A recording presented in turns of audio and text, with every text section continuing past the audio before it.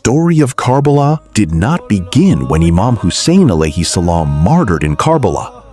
It began with the martyrdom of Hazrat Fatima alayhi salam. A legacy set by her to resist the oppressor continued since then.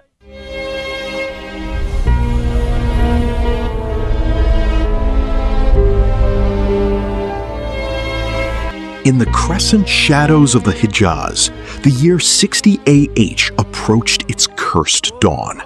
The air in Medina smelled of dates and dust, but the soul of the city was suffocating. A tyrant named Yazid had demanded a key that no rightful king ever seeks. The broken back of the Prophet's grandson. Governor Waleed, a man perched on a throne of indecision, held the poisoned letter. But beside him lurked Marwan, the serpent of Medina, whose tongue was sharper than a sword. "Seal the oath," Marwan hissed, "or sever the head that refuses it."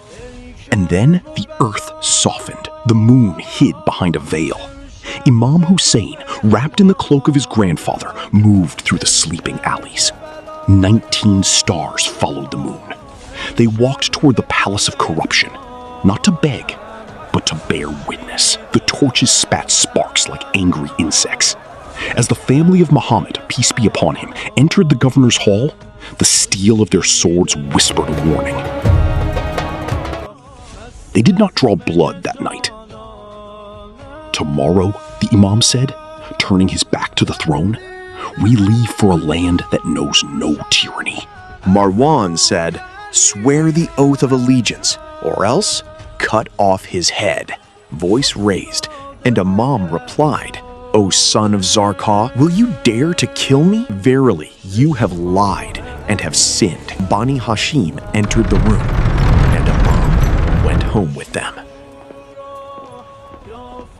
By dawn, Medina wept. The caravan of the Ahlul Bayt cut through the desert like a scar on skin. They reached the ancient stones of Mecca. The Kaaba, draped in uneven cloths, stood silent. It knew he was saying goodbye. But the vultures had followed. In the courtyard, men with coins in their pockets and poison in their hearts watched every prayer, every turn. They were writing the final chapter of Karbala with ink made of betrayal. The spies watched, but the heavens wept. Yazid's assassins had infiltrated the pilgrims, daggers sewn into their ihram. If Hussein was martyred here, the Kaaba itself would be stained. So the grandson of the Prophet made a choice no other man has made. He placed the sanctity of God's house above his own safety. Looking back at the black stone, he whispered, "I am leaving, not out of fear, but to protect you." The caravan turned towards Iraq, toward Karbala, without touching the pillars of Hajj. Whenever the people betrayed Imam, innocent blood spilled. And the first to feel every single drop was his mother, Lady Fatima, peace be upon her.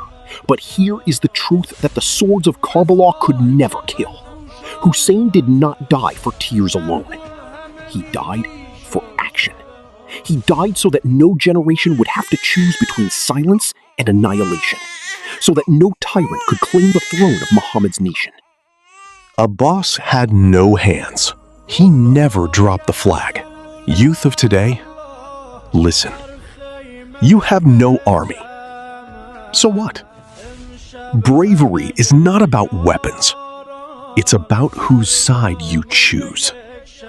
You face no arrows, no swords, but you face pressure. Abbas says, hold the flag. Even when you stand alone, even when the world tells you to quit, hold it. Because a flag held by one faithful heart is heavier than an army of cowards. Be like Abbas, throne of Muhammad's nation. We must not let another Karbala happen. Hold on to his message. Hold on to the Imam. For as long as one heart beats with his name, Hussein has never left.